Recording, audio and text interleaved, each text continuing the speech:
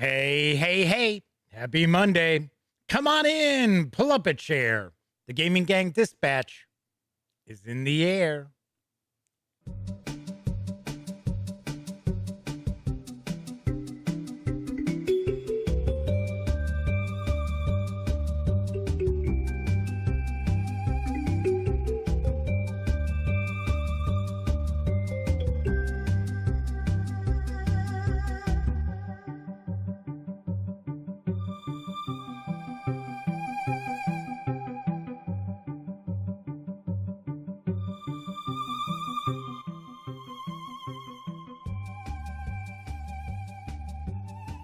Howdy, howdy, howdy, gang. Welcome once again to the Duct Tape Studios.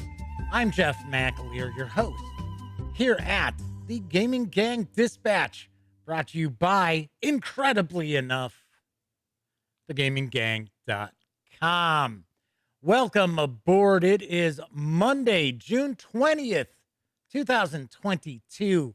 This is live stream 801.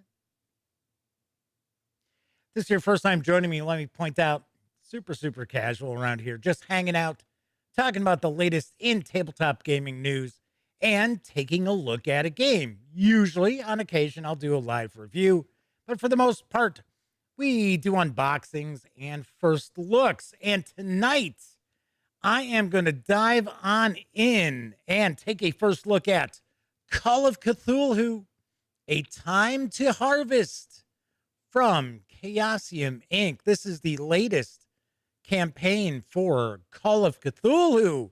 This one takes place in the 1930s as well. So little later than the traditional 1920s setup for Call of Cthulhu. Of course, should point out, we're going to take care of the tabletop gaming news first before we jump on into that first look. So if you're watching live, kick back, put your feet up, relax. We're going to hang out, share some news, talk about some other things that are kind of going on. And then we will jump on in and take a look at the hardcover, and probably about 35 minutes or so. If you are watching 30 minutes or more after this stream ends, though, if you don't want to watch the tabletop gaming news, and I don't know why you wouldn't, but if you do, you will have timestamps available so you can click right on those, jump right ahead, or depending on the device you happen to be using, they might actually be embedded right there in the timeline for you to jump through. So keep that in mind as well. Don't forget, when you're not watching videos on the Gaming Gang channel, be sure to visit thegaminggang.com for all the latest in tabletop gaming news, reviews, and a whole lot more that you won't find here on the Gaming Gang YouTube channel. We've got two brand new reviews. We've got a review for Pathfinder Shadows at Sundown, as well as Old School Essentials, Halls of the Blood King. So check those out, because don't have video for them. And I'll tell you right now, the Pathfinder review is pulling in quite a few people. It's bringing in quite a bit of traffic right now. So very cool. Very cool. Lastly, it's a live stream, so that means there is chat available. It's not on screen. It's one of the ways I keep some of the more unusual commenters at bay. But if you want to say howdy, if you get a question, a comment, by all means, chime in. I'll do my best to respond. Should also point out, you must be a subscriber to the channel for at least 48 hours before you can take part in chat. That's another way they keep some of the more unusual commenters at bay. So first out that gate tonight was Mr. Eddie T. The Motor City Madman is with us. Yes, the Madman is here. Sarah D. 245 Trioxin also has shown up. Simeon is with us. Kevin R. Smith is in chat as well. So we are off and running on a Monday evening, the Monday after Juneteenth. So Strangely enough, this is the fantasy role-playing game celebration here at the Dispatch for the month. And I'm cheating tonight because there are some items that were supposed to be arriving in the mail. We're going to be doing, excuse me, we're going to be doing a Castles and Crusades week. I guess it's going to be next week. I was hoping this stuff would show up today, and then I forgot, oh, wait, there's no mail today. So I thought, oh, because there's also some Soul Muppet publishing items on the horizon. They have also been sent out. So I was like, it's like, damn. It wasn't until like 4 o'clock that I realized, oh, wait a second, there's no mail today. Because I thought, well, you know, if the Castles and Crusades stuff shows up, then I'll just announce, hey, this is the Castles and Crusades week. I know. That's what happens when you try to do things last moment. Just doesn't work. Just tain't going to happen, Dooley. Zach McKinney has stopped on by, says, yep, get that Call of Cthulhu based on the Whisperer in Darkness. Yeah, I got to be honest. Time to Harvest. All I really know about it, it was a 6-part organized play from Chaosium. It was the first time they did an organized play adventure. And of course, this has been fleshed out and kind of revamped for a much more epic presentation, I do believe. So we are going to be jumping on in just a little bit. So let's jump on into the news, because hitting stores in July from the Op Games is Harry Potter, Mischief in Diagon Alley. And here's the skinny. You are a freshly accepted student to Hogwarts School of Witchcraft and Wizardry, eagerly rushing to Diagon Alley to get your first year of school supplies. But a mysterious hex has mixed up all the shops, scattering brooms, wands, and other magical items everywhere, but in the right place.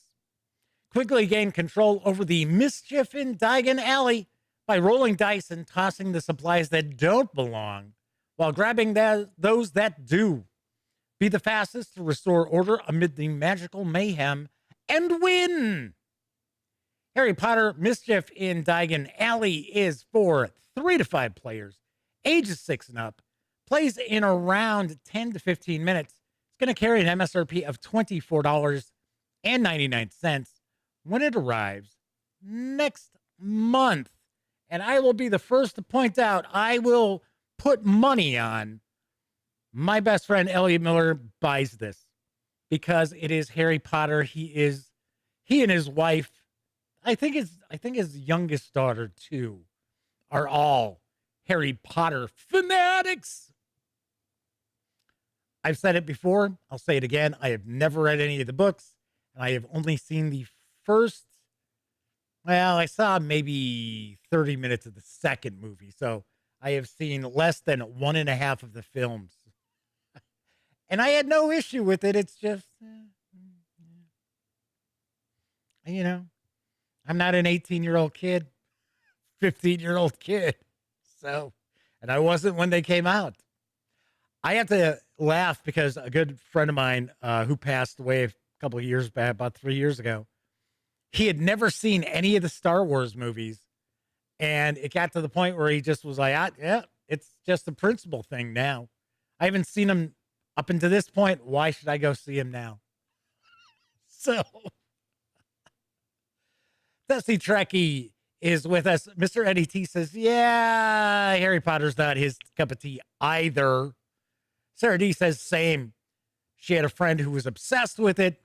She was in high school when it came out, and it just never caught Sarah's interest. I'm not knocking it. I am not one of these people who's like, oh, that's wrong fun. Whatever you dig, you dig. And, you know, I guess, I bet you if I watched all the movies, I'd be like, oh, that was pretty good. But there's so much other stuff I'm trying to catch up on. It's not like I'm like, ooh, damn, I need to see the Harry Potter films. Arriving in stores this week is the miniatures wargame Castles in the Sky from Osprey Games. Here's the deets. A wargaming rule set for epic pre-World War I battles in the sky. It's the dawn of the 20th century and the great powers turn to war. Since the development of the air screw, language, leading to the creation of flying warships, the navies of the world have comprised an ever-growing number of these aerial ironclads. So fire up the turbines, ready the ether drives, and take to the air in Castles in the Sky, a wargame of flying battleships, featuring all the rules required to fight battles with fleets of flying behemoths. Assemble your fleet from 8 nationalities and fight through a variety of scenarios. With a full campaign system, Castles in the Sky contains everything adventurous aeronautical admirals need to find victory in the skies. The 80-page softcover is going to carry an MSRP of $25. Yes. So here's an odd thing. I do not see any indication of this being available in PDF, which is almost always the case with Osprey Games and their miniatures rules. But I have seen this advertised already on Amazon. A little bit of a savings there. And they actually have a Kindle release coming for it. So it's kind of like, So Amazon was indicating it was going to be available today. Osprey Games is indicating it's available on the 23rd. So figure it out. Take a guess. Tessie Trekkie says the Blade Runner role-playing game advanced PDFs came out, and they are sweet. I don't think I will get a chance to take a peek at those yet. I usually don't get like advanced copies of stuff in PDF from Free League. I usually will see the PDFs before they release, sometimes a month, sometimes 2 months before, but I don't ever see like the early advanced releases for their Kickstarter stuff. But hey, cool with me. Sounds good. I'm looking forward to checking that out. I am really curious about that. But I'm also kind of curious about Castles in the Sky as well. I do recall when Catalyst Game Labs came out with Leviathans, and that was a huge fiasco. They actually were so pumped about the release of Leviathans that they actually had reserved the cover for Origins Game Fair for the year it was coming out, and then it didn't come out. And there were all these problems. Won't even get into it. But that was the first indication that I was like, yeah, Catalyst isn't a very well-run company. And we'll leave it at that. All right. Jason Bradley is with us. So is Helga Ratbone. We've got a really nice group in chat right now. Tessie Trekkie says, everything Catalyst does is a fiasco. It's built into the company. All right, I wasn't going to get that nasty. But yes, it's kind of one of those things where it's like, who is running the show?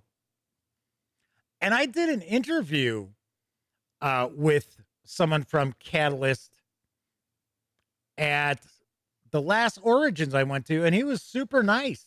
In fact, I got a copy of the Shadowrun 6th edition starter set, which was awful.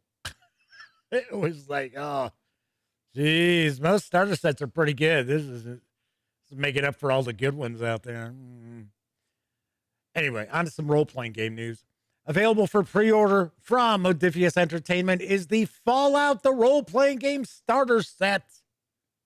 Here's the scoop. Welcome to the wasteland. War never changes. No, that's not in the sell sheet info. I'm just throwing that in there. In 2077, the storm of nuclear war reduced most of the planet to cinders. From the ashes of nuclear devastation, a new civilization struggles to arise. A civilization you will shape. Will you join with a plucky band of survivors to fight off all comers and carve out your own settlement? Will you team up with pre-existing factions like the Brotherhood of Steel or Super Mutants to enforce your own ideals on the wasteland? Ghoul or robot, paladin or raider, it's your choice, and the consequences are yours to live with. Immerse yourself in the genre-defining setting with this introduction to the official Fallout tabletop role-playing game. This starter set gives you all you need to start playing the 2D20 system designed and tailored for an authentic wasteland experience. Roleplay as a unique character in the familiar setting of the Commonwealth around Boston. This starter set contains all you need to begin playing Fallout, the tabletop role-playing game. A 56-page rulebook containing all core rules, perks, and equipment needed to explore the wasteland. A 60-page quest book, Once Upon a Time in the Wasteland, taking your characters on an exciting quest around the nuclear-ravaged wasteland outside Boston. 6 pre-generated characters to choose from, including ghouls, super mutants, and even a Mr. Handy robot. 2 20-sided dice, 1 20-sided hit location die, and 4 6-sided Fallout game dice.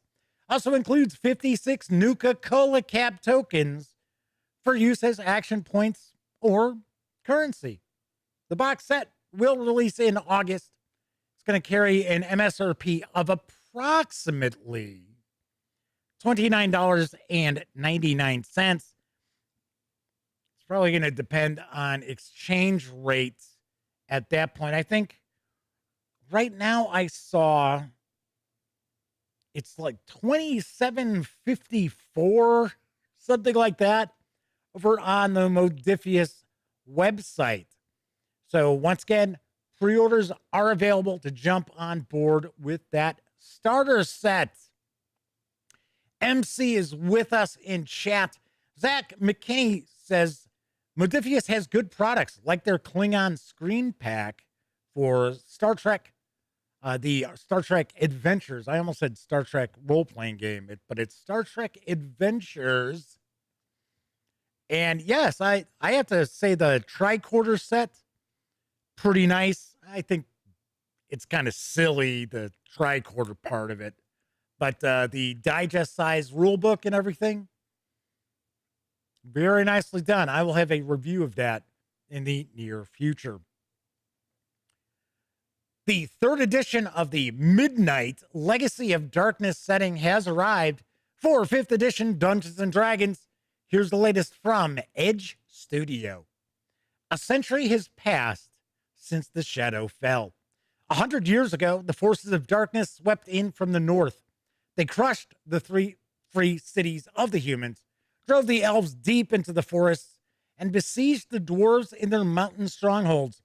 Now the corrupt lieutenants of a dark god rule the broken kingdoms with an iron fist and hunt down the few brave men who still stand against the barbarism consuming their world. What about women? It's like, what do you mean just men? What about women, huh? Don't you want women to play this game? Midnight allows you to take on the role of brave heroes fighting against a relentless evil. Based on the 5th edition system reference document, yes, the SRD, published by Wizards of the Coast under the terms of the Open Game License, this book is fully compatible with 5th edition. Create a character from the diverse elven, human, dwarf, halfling, gnome, or orc cultures of Eridan. Choose a heroic path that will make you a legend and go to war against the sinister legions of Isrador and his legates. This book contains 13 new cultural variants specific to the Midnight universe. A simple system of heroic paths for your character to become a champion of the oppressed. New gifts and spells tailored to the unique challenges of the Iriden. A detailed guide to the rich and storied world of Midnight. Multiple opponent profiles ranging from level 1 to level 20. Rules are not included in this book. You must have the 5th edition SRD or an equivalent source to use it. The 368-page PDF is available right now at DriveThruRPG for $25. Zach is asking, isn't Edge the Fantasy Flight Games role-playing game studio? Yes. Although it is not Fantasy Flight Games. It is part of Asmodee. This, as far as I understand, Edge Studio is a Spanish company. So they are out of Spain. I got to admit, now I know nothing about this setting or anything like that. It is the 3rd edition of this setting. Gotta say, production quality is pretty impressive from what I've seen, what I'm sharing here.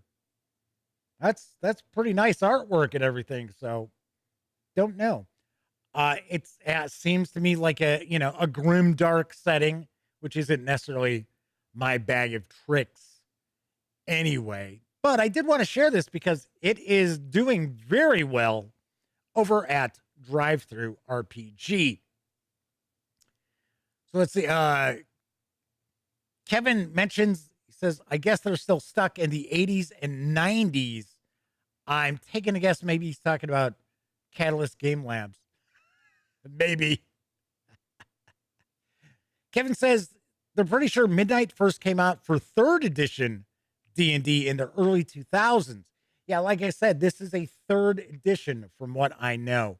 Flaming Huron is with us in chat. So we've got all 4 of our chat moderators floating around, hanging out. So they are all set. MC points out, asks, DriveThruRPG versus Dungeon Masters Guild, discuss. Same company. I don't know what there is to discuss. It's one bookshelf. Now available in PDF from Cubicle 7 Entertainment for Warhammer Fantasy Roleplay is Salzenmund, City of Salt and Silver. Here's the dope.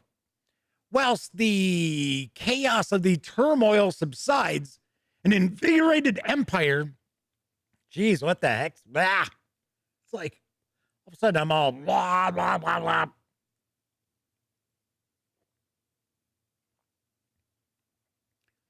Took a few days off from talking a lot, and suddenly I can't speak at all. Whilst the chaos of the turmoil subsides, an invigorated empire seeks to leave civil strife behind and look towards the future. All eyes turn to Salzmund in hope that it may provide opportunity and secure the empire's coastline. It is a city of significant riches, for the nearby Silver Hills are abundant in precious metal, and trade flows in from the Sea of Claws to the north. Cosmopolitan and vibrant, the cults of Sigmar, Manon, and Ulrich flourish here in relative harmony. Salzmund promises opportunity and excitement to adventurous souls.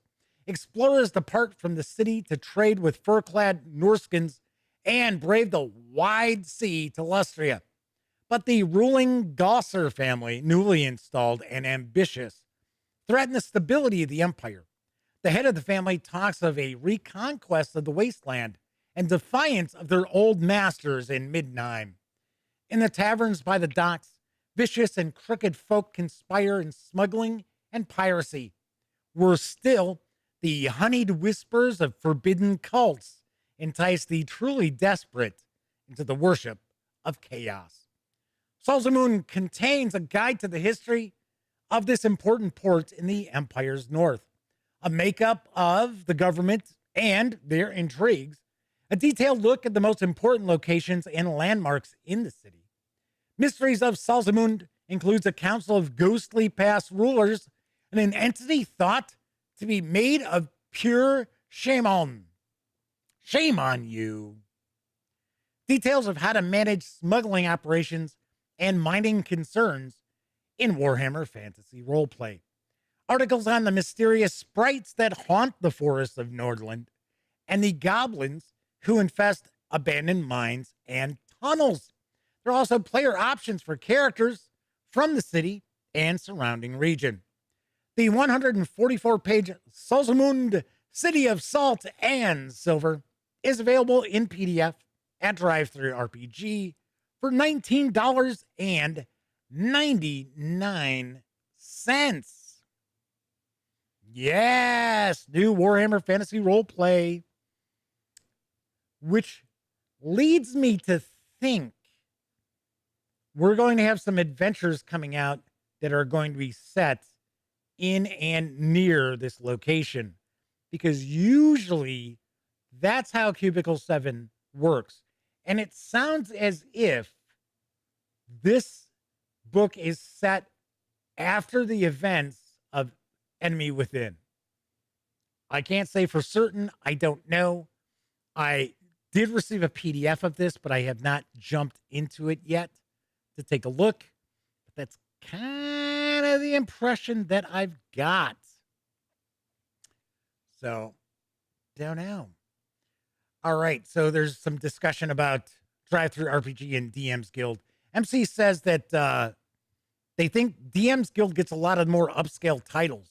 Actually, I would disagree with that. I think that we see far more of the much more high production value releases for D&D go through DriveThruRPG. Plus, Kevin brings up a great point. I see that he's already talking about one of the drawbacks about DM's Guild is that it's got that tie-in with Wizards of the Coast, and you he's actually explaining it right there. So you give up the right to publish your stuff in any other format. Yes. So yeah, I have heard through the grapevine from some people who they're like, oh yeah, they really want to release some 5e stuff, but they just don't want to do it through DM's Guild. So I don't know. Every once in a while, something cool pops up on DM's Guild that I share. But for the most part, it's usually DriveThruRPG stuff that we talk about here.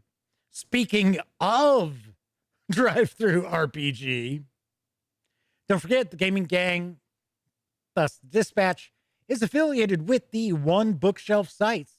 So if you are going to visit, say, DriveThruRPG, please stop by thegaminggang.com first. Click on one of our banner ads. That way, if you happen to make a purchase, I get a small portion of that sale. All those nickels, dimes, and quarters really do add up and help keep thegaminggang.com around. Should also point out you can visit the other One Bookshelf sites, such as DM's Guild, by clicking on one of the banner ads and just selecting DM's Guild from the DriveThruRPG landing page. And it still actually keeps our affiliate code. So sweet, very sweet. Also, if you like this video, if you dig the channel, if you find thegaminggang.com to be a valuable resource, hell, if you like what we do, you can always buy me a cup of coffee or some soda by visiting paypal.me/thegaminggang and making a small donation. And much appreciated. Many people out there do use those banner ads. Some folks stop by and make small donations as well. Sometimes not so small donations, I must say. Thank you kindly. Should also mention, I do have a sale of used board games and role-playing games currently going on over at thegaminggang.com because I need to pay for a new overhead camera that I already purchased and will be using tonight.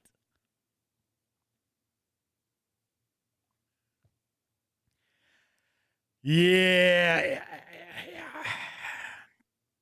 We'll get to that in just a moment. Anyway, there are three things, including the camera, that I was going to talk about before we jump on into a time to harvest. First off, I'm not sure how well people are aware of this. I am not going to go into all the nitty gritty behind the scenes stuff, but if you are familiar with Phoenix Satine and her husband, Jamison Stone, who I have interviewed Phoenix twice, and Jamison joined her the last time I did an interview. A lot of stuff coming out about them not being very kind to people and trying to rip people off, not paying them for work that they've done on projects. And I believe the people are coming out. I really do. I believe it. I'm sorry to hear about it. But to be honest, I mean, she's always been nice to me. He was very nice when we did, it was, Skype interview and that. But I easily believe what people are saying. I easily believe it. And it's like I said, they were nice to me, but then again, I'm not the kind of person that comes across that you can mess around with anyway. So usually people who are even people who are supposedly very difficult that I have interviewed over the years have been sweeter than pie with me. So I don't know. Maybe I just come across as it's like, you know what? I'm not going to put up with any of your crap. So I just wanted to say, I will not be providing any sort of coverage of anything that either one of them is affiliated with. So that's it. Done. It's like, I'm a firm believer, and I don't, there was an apology that wasn't an apology, and I saw a little bit of it, and I was like, "Oh, give me a break." It's like, oh boy, you're just making this worse. Just making this worse. And here's one of the things that I have to mention. So people give me a hard time if I provide any sort of coverage from creators who are right-wing. And of course, I'm not, right? But I say it time and time again that I'm not here to police this hobby, right? And I'm not here to gatekeep the hobby either. Sure, some of these people that like viewers or visitors have gotten upset that I've provided reviews for their games or shared a news piece or whatever. Never heard stories of them ripping anybody off or treating people badly. Yeah, sure, their opinions probably aren't popular, and they're probably wrong. But don't hear them doing some of the shit that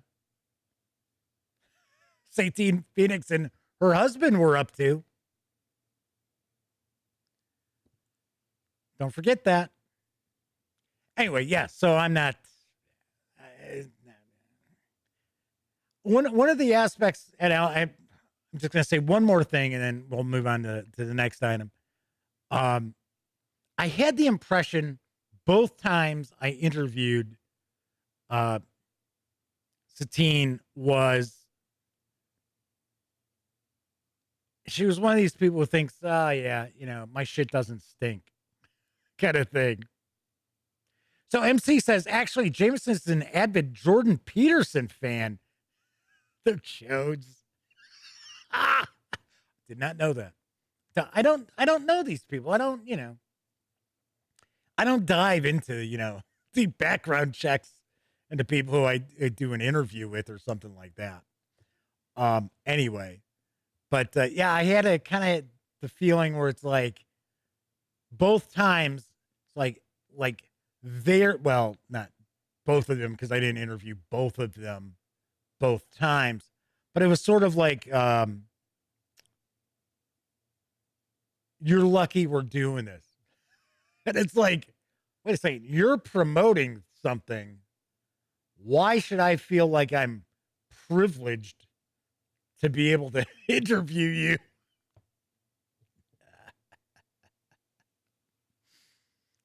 Coco B says so many sewer cannibals.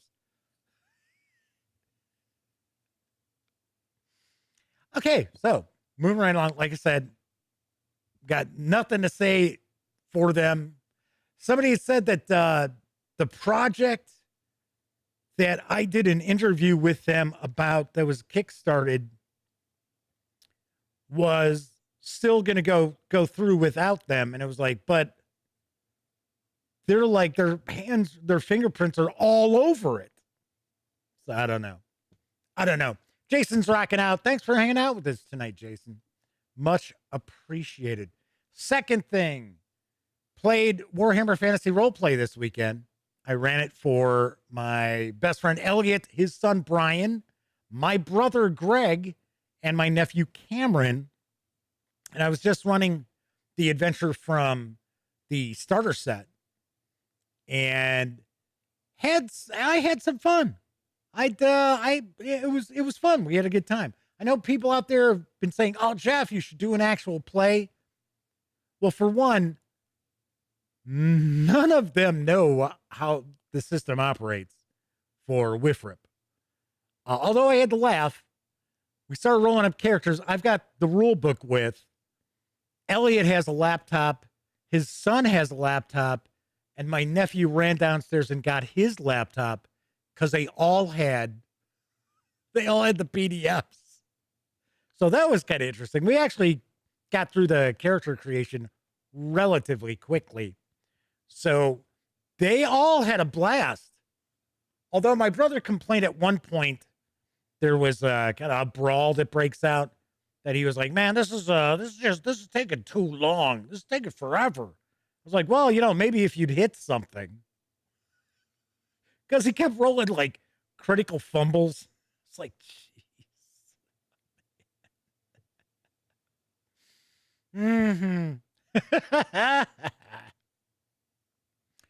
Kevin says he thinks the aforementioned couple I was talking about spent all that Kickstarter money on hookers and blow.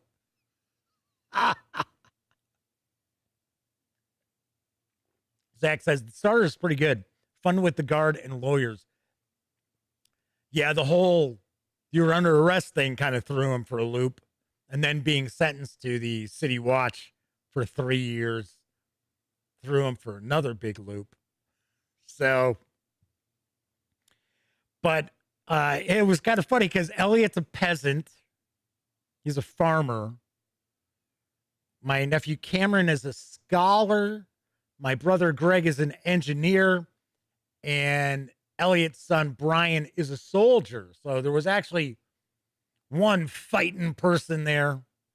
But yeah, they had a good time. My nephew Cameron was like, "Oh, this setting is so cool. This is so awesome." Because I actually printed out, like, one of the things I like about the Cubicle 7 releases for Warhammer Fantasy Roleplay is they always have it, like, almost always have an image of an important NPC. So I had actually taken the PDF and I had copied and pasted the images in Photoshop and then printed them out. As they would run across somebody, I'd cut it out and go, "Here you go. That's what they look like." So, yeah, but they had a good time. We are hoping that we are going to be playing every other week. Is that going to happen? I don't know. We're going to try. All right, last thing. So, if you follow the show, you know that this puppy was misbehaving. This is the Sony. And thing that stinks is I actually think it's a damn good camera. Only problem is to run the camera to the computer for the live stream, it connects to a mini HDMI port, which is not the most stable thing you've ever seen. If you know what a mini HDMI port looks like, you know what I'm talking about. So that's where our problem was with the Sony, was that stupid little port. The little piece inside must have gotten loose. So absolutely nothing wrong with the camera. If you want, if you want to shoot video, if you want to take photographs, any of that. Only thing is that stupid little mini HDMI. So you already know I'm doing stuff to try to get funds for a new camera. So I was like, I'm going to start looking around at some used stuff. And I thought, I keep hearing good things about Amazon Warehouse. I should go take a look at Amazon Warehouse, because I had never bought. I have gotten some refurbished electronics before, but I'd never gotten anything through Amazon Warehouse. So I thought, okay, so I'll take a look. Now, I've mentioned before, the camera that I'm talking I'm talking into a mic. The camera I'm looking into is a Panasonic G85, which is a relatively old camera, but Panasonic loves to pack their cameras with video-centric stuff. And I like the camera. Autofocus, meh. That's why this is a manual lens that's on the camera right now. Couldn't autofocus if I wanted to try with it. So it's just a set depth focus there. So it's a manual focus. Although their autofocus has gotten better. So I thought, well, let's take a look at some of the newer Panasonic cameras. And because I have some lenses already, and lenses is what really costs you the money. There are lenses out there for thousands upon thousands of dollars. So last year, Panasonic came out with the GH5 Mark II. And they just came out with the GH6. So usually brand new, I think the Mark II goes for $1,700, $1,800, somewhere around there with a lens. And probably, I think, $1,400 without, used. So I go on to Amazon Warehouse and they have one Panasonic Lumix GH5 Mark II. One. And it is at a rockin' deal. And I'm like,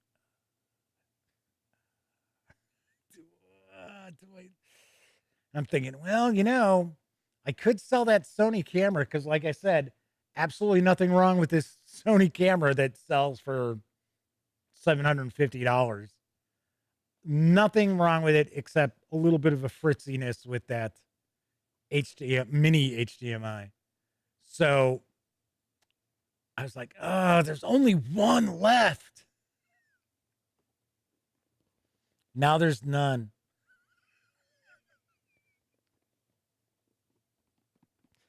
So yes, I took the money for Gen Con.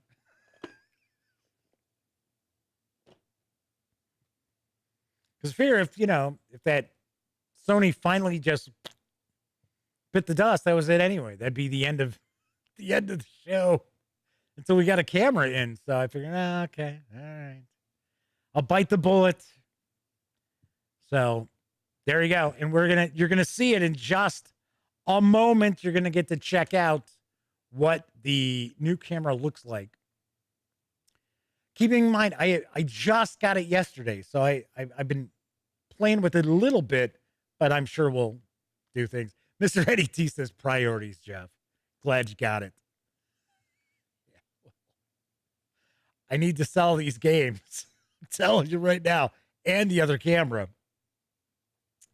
So, but it's the new camera is actually going to be my convention camera and stuff like that, because a month from today, I'll be in San Diego for San Diego Comic-Con.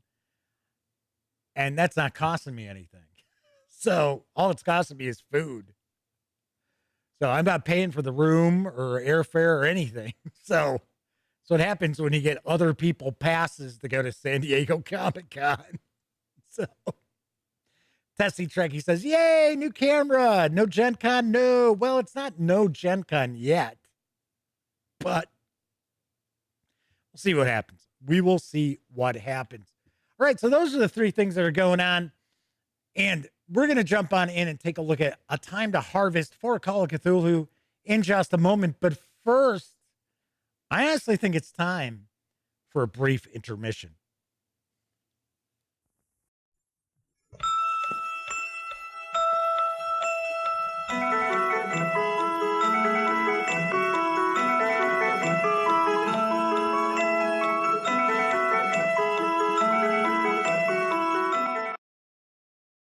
Candy is dandy at the drive-in theater. Smooth, rich chocolate, chewy caramels, or creamy nougats. Whatever your favorite is, you'll find it here at the Refreshment Center. Come on in and take your pick. Treat yourself to some delicious candy. Wilkins Coffee's good coffee. Boy, what a bad commercial. The commercial may be bad, but the coffee's wonderful. What you doing, Granny? Making myself a new pipe. Oh, I got something here you're going to cotton to. That banker fella gave them to me. What's that? Winston cigarettes. Try one, Granny. They's first rate. If you say they're really good. Best smoking you ever had.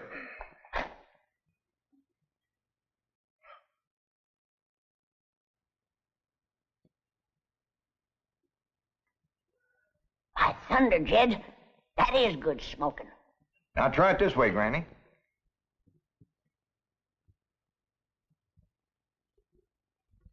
Tastes even better. They tell me these Winstons is the best tasting cigarette you can get. I may put away my corn cob. That's saying a heap for 'em. You know, Granny, there just ain't no way of saying how good a Winston is. You gotta smoke one to find out. Well, I can say this. Winston tastes mighty good. Like a cigarette should.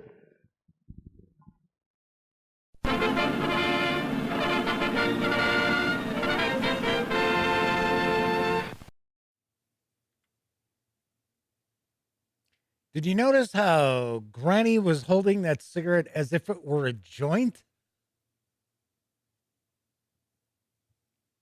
I just find it very strange when you see these cigarette commercials from 60s, and it was right there in the show. One of these days I'll have to maybe share the Flintstones cigarette commercial. It's pretty crazy. All right, so tonight we're going to dive on in and take a first look at Call of Cthulhu, A Time to Harvest from Chaosium Inc. It's written by Brian M. Sammons and Glenn Owen Barris with Mike Mason and Lynn Hardy. There are a load of various different artists, so I'm not going to go through all of them name by name because I would butcher at least half of them. The 336-page hardcover we're going to take a look at carries an MSRP of $49.99, or you can grab the PDF over at DriveThruRPG for $25.99. Do want to mention the hardcover, if you order it from Chaosium Inc., you will receive the PDF absolutely free. All right, so let's swing on over to the other camera because here I've got A Time to Harvest on the Panasonic GH5 Mark II. So I do want to mention with this camera that the issue Panasonic has is with autofocus. So paging through the book, probably not going to create an issue. Taking a look at board games, we're going to find out. We're going to see. I'm hoping that I did some settings with the autofocus. I don't think it's going to try to hunt for the focus here. So we'll find out. But you may have noticed that I'm up here and the color balance is different than you're used to seeing, because now that they're both Panasonic cameras, I've kind of mixed them up. Kind of shouldn't say mixed them up. I pretty much synced them up. Simeon says, "Whoa, look at all them pixels." Okay, so should point out the fine folks over at Chaosium Inc. were kind enough to provide me with this review copy, but neither I nor anyone else affiliated with the gaming gang has received any other sort of compensation for me to share this coverage with you. And these days, it's important for you to know that. I'm also going to stay picture in picture like I usually do. So that means I'm going to be cutting off the upper left portion of the book as we take a peek through. I'm not going to look at each and every page, but I do want to give you a good feel for what you'll find in A Time to Harvest. It is 6 chapters, I do believe, in the campaign. This is an adventure, so there are going to be spoilers. I have not cracked this open. In fact, it was in shrink wrap up until a few minutes before the show started when I was doing the thumbnail for the show. So took the shrink wrap off. So I know nothing about this adventure, but it is an adventure. So we are going to see some spoilers as we take a peek through. So if you are hoping your keeper is going to be able to run A Time to Harvest, then I would very much recommend just call it a night. Check out one of the 1,500 plus other videos on the channel. Don't ruin the surprise. All right. So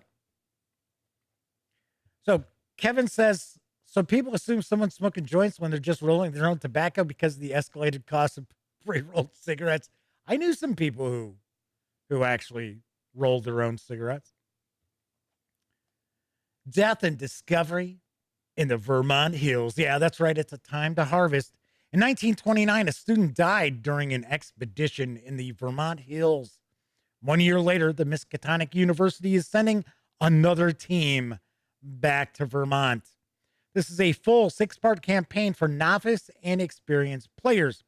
There's a primer on the people and places within Cobb's Corners, guidance for creating student investigators, keeper and player resources, including a suite of handouts and maps, 10 pre-generated and ready-to-play characters, as well as advice for running the campaign with Pulp Cthulhu. Points out, first published as an organized play series, which I had mentioned earlier, Time to Harvest is available now for the first time in a complete and updated format.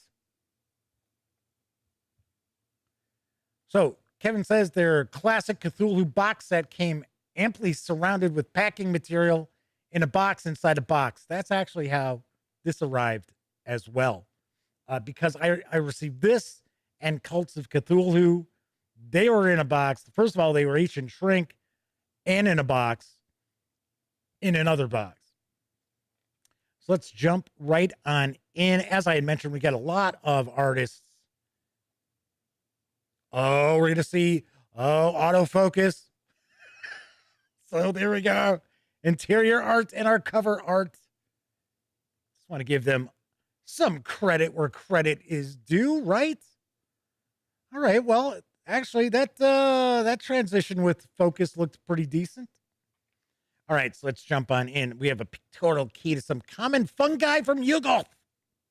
Oh, because they're common. I mean, yeah, you find these out in your yard. This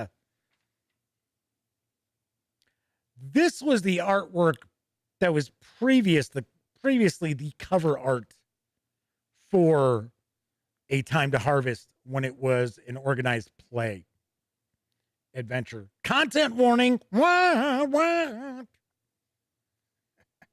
out, everybody. So yes, this is going to be for mature audiences, obviously enough. So there's going to be, we see some discussion about pulp versus classic. I'm a classic Call of Cthulhu keeper. I toss in a little bit of pulp, but more my own rules from 40 years of running the game, as opposed to stuff that's from Pulp Cthulhu. But yeah, there a lot of times my adventures would have a little bit more action, a little more two-fisted action than you would see in a lot of adventures. Talking about using luck, that's something that was relatively new in the 7th edition, is being able to spend luck. So we've got a campaign background. So we have 6 chapters. We have Field Trip, Back to School, Federated Oil and Chemical, Dark Delvings, The Great Harvest, and, oh, that's a spoiler. We're going to just skip mentioning that. So we do know that, oh, there's Amigo. I believe that's supposed to be Amigo. We know that there was a, I guess, an expedition in Vermont. Somebody died, or more than somebody died. And, oh, yeah, okay, so it was Amigo. I thought it was Amigo. And now another team is being sent in, a la At the Mountains of Madness. So we've got a bunch of different Migo equipment. Oh, man, that artwork's pretty nice. That is Victor Laza, I want to say. Or Laza. Maybe it's Laza. Kevin says, spending luck is one of those optional rules that appears to become a standard rule at most tables. It is not at mine. I don't allow players to spend luck. It's just something that I just didn't. Yeah. So Zach says they like that so much they added it to Delta Green when they're running Delta Green. See, and the funny thing is, in Dungeon Crawl Classics, I have absolutely no issue with spending luck. I'm like, oh yeah, that's a cool mechanic. I like that mechanic. Oh, I love how the halfling's like a luck battery. Just not keen on it with Call of Cthulhu. I don't know why. Right, so we're seeing some of the NPCs here at the opening of the adventure. So what was the name of the town that we just saw in the back? What was that? Cobb's Corners, that's it. Sometimes dead is better. Yeah, what's with well, thankfully we don't see that too much anymore. But there was a period of time with the Stephen King movies where if it was in the Northeast, everybody, I had this weird way of talking. And it's like, do people actually speak like that? Because I've been that way and I've never run across anybody who sounds like that. Sometimes dead is better. Wicked hard. So Kevin says, mild spoiler, based on the actual play they've watched, there's a reference to At the Mountains of Madness in this adventure. I love that. That is my all-time favorite Lovecraft story. And if you have not checked it out, there is I think it was BBC 4, or maybe it was, yeah, I think it was BBC 4 radio.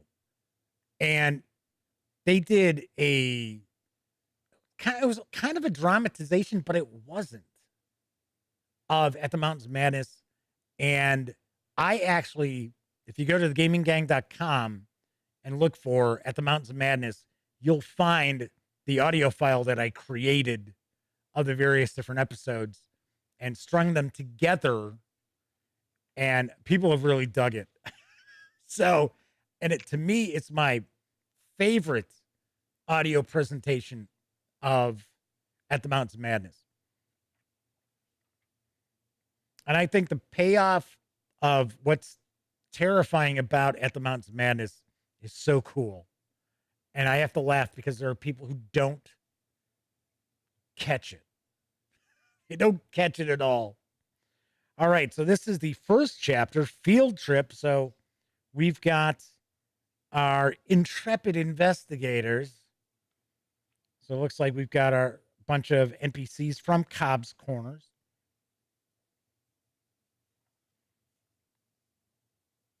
Just kind of cruising on through here. I have to say, 7th edition Call of Cthulhu has just some of the nicest production quality that you're going to see in role-playing games. They have just the jump from 6th to 7th is incredible. It really, really is. And to think from about the 1st edition through the 6th, didn't have, a lot of pop.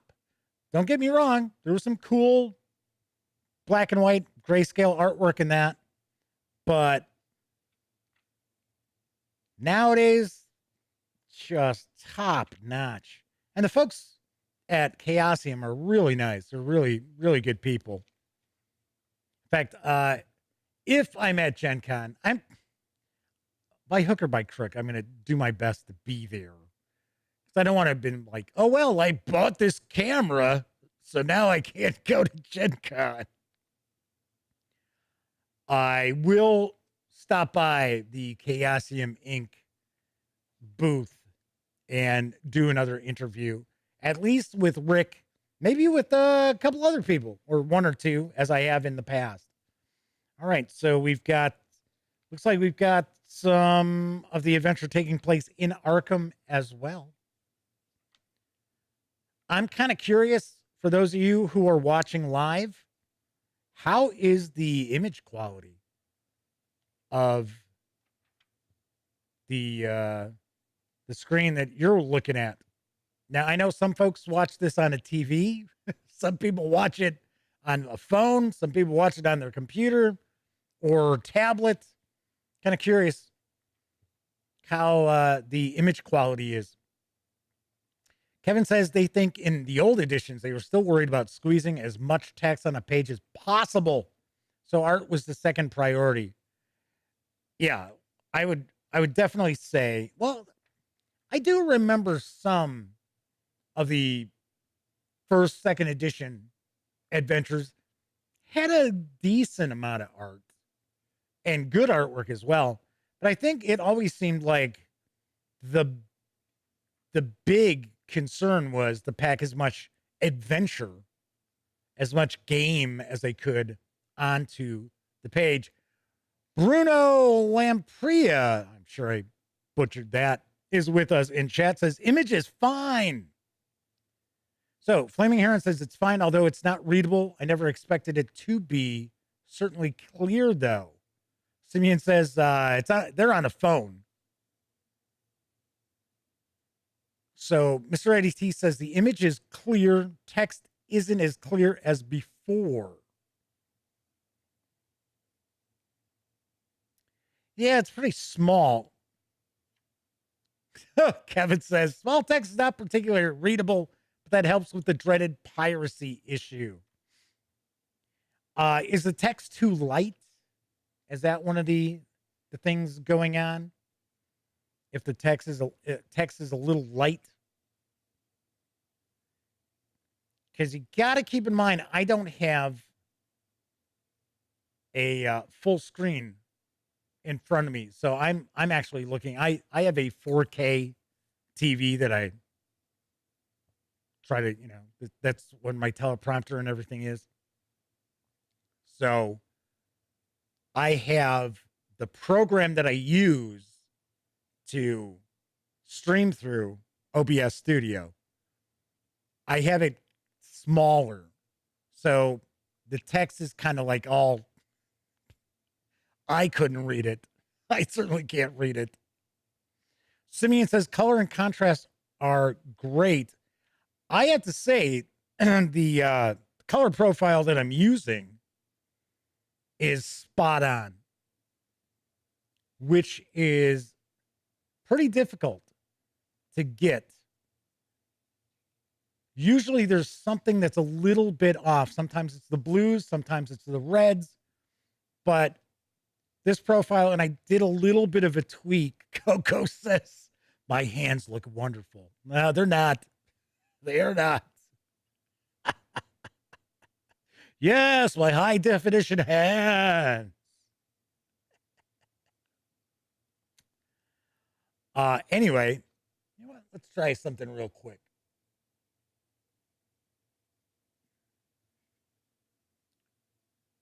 All right. So I don't know. I was just the hand model, like that episode of Seinfeld. I went and did a little touch on the screen to see if that'll bring up a little tighter focus. I don't know if it will or won't. Now, I did maximize the program for just a second, and it looks pretty good.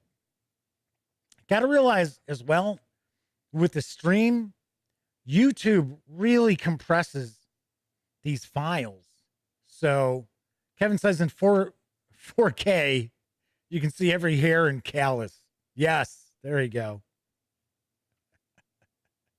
Well, thankfully, this is only 1080p. I don't have the upload capacity to do 4K. Otherwise, I would. I would do 4K. So MC wants to know, what's the paper like? Matte or glossy? What's the weight like? Okay, so paperweight is a little light. So it is a little bit thinner, which tends to be Chaosium's paper. It is...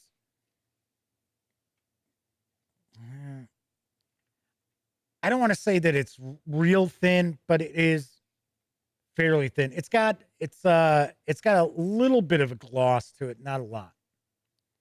Not a lot. So Bruno says, like George in Seinfeld, you should wear gloves, not spoil your hands. Yes, and I will point out, I do not grab chocolate eclairs off of the trash to eat.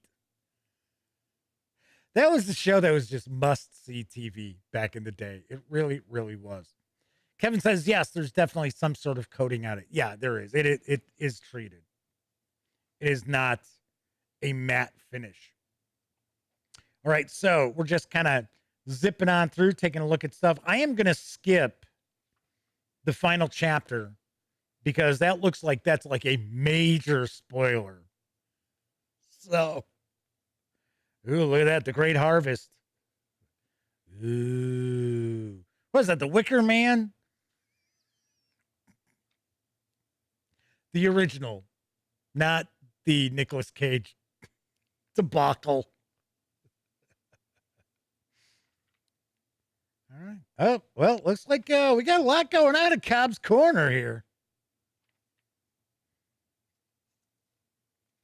This looks very cool. Of course, obviously enough, I will have a review. I'm up in the air. I'm up in the air if, you know what? No. I already had the PDF, and I assigned the PDF to Samantha Lightheart, our newest reviewer. So she will have our written review of this. I might double dip. Every once in a while, I'll do a double dip where I'll have my reviewer review a PDF, and then I do a video review with, and a lot of times our opinions are different, of course. I might do that. All depends. All depends after I read it. Oh, well, hang on. There was that's the final chapter. Let's jump on through that. So, Appendix A, we have some new spells. Oh. Good number of new spells. Look like maybe 10. Here's our pre-gen investigators as well. Kevin says, oh, chapter 6 title is intriguing. Yes, this just came out in hardcover. The PDF has been out for a bit. All right, so there are our pre-gens. Here are our handouts. Oh, they used my artwork. Sweet. Sweet. I didn't think they were going to.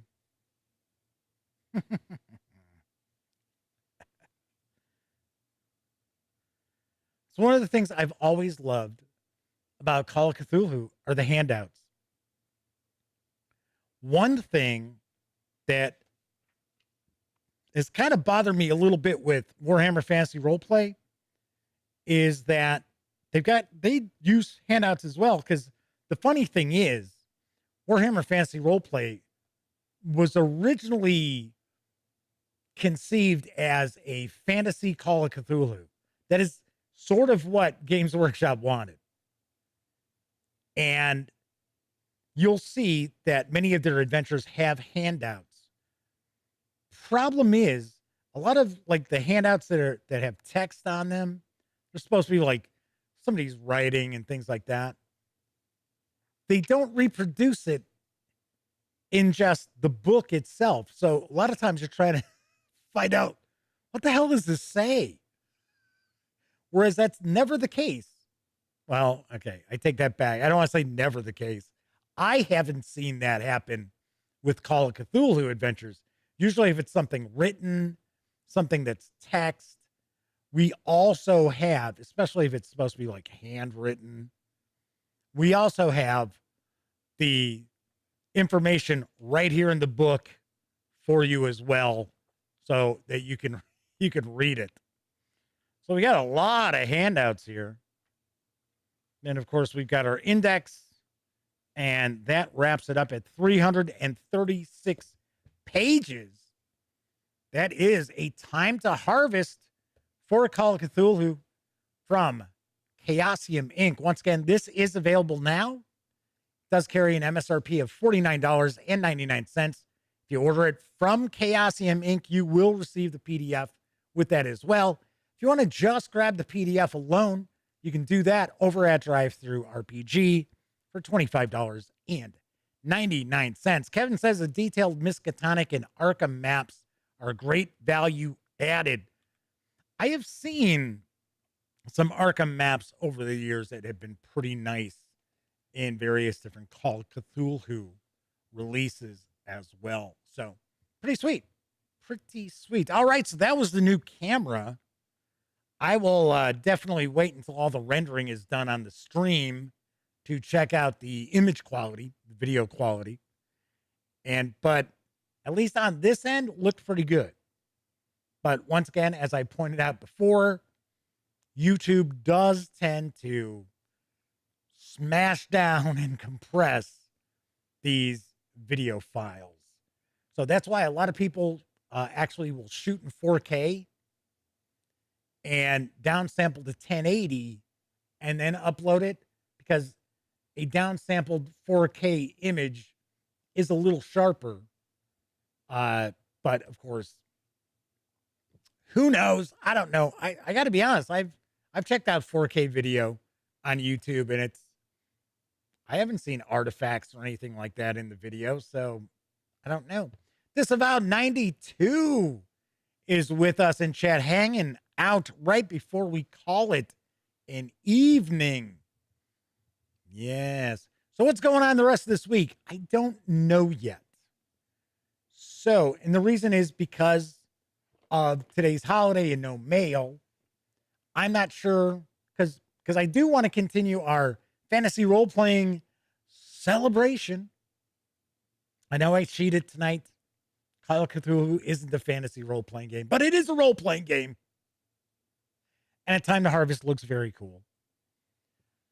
So I'm hoping Best Left Buried Deeper and Into the Bronze show up. Once again, as I mentioned earlier in the show, I've got, I think it's like 5 books for Castles and Crusades from Troll Lord Games showing up. So I don't have tracking numbers to know when they're coming. So hopefully we'll have something fantasy role players shake their fists at Jeff. Damn you, Jeff! You promised us fantasy role-playing games. You gave us Lovecraftian horror. You bastard. Anyway, we'll see what's cooking. Tomorrow I will definitely have a fantasy role-playing game. I just don't know which one. If things don't show up, probably on Wednesday, I will do my review for Original Adventures Reincarnated, Castle Amber. So I will share that with you. And then I'm assuming, as I speak now, next week will be Castles and Crusades week, and it'll be all Castles and Crusades stuff. So I was hoping Hyperborea would have shipped, but they've had some difficulties with the Kickstarter as far as their printer. You know, everybody's backed up. So it's not going to show up until late July, maybe August.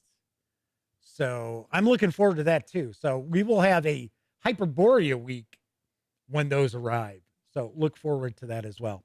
All right, that's it for tonight's show. If you like this video, by all means, please give it a quick thumbs up.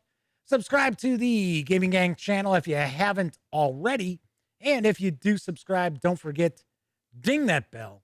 It'll not only let you know when the Dispatch streams live Monday, Tuesday, and Wednesday evenings right here on YouTube. It'll also inform you when I upload other videos as well. So let me know if you have a moment. Let me know in the comments if you like this color profile better, the one that you're looking at with me right now, as opposed to the kind of more flat color profile that I had been using previously.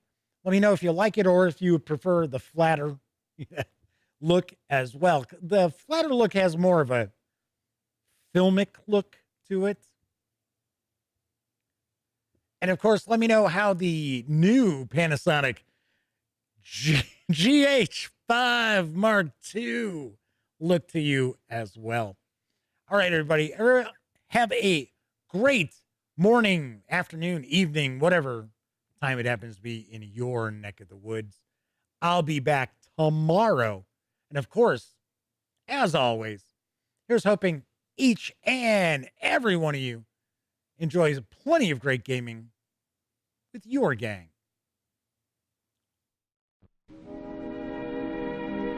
And now, folks, it's time to say goodnight. We sincerely appreciate your patronage and hope we've succeeded in bringing you an enjoyable evening of entertainment. Please drive home carefully and come back again soon. Good night.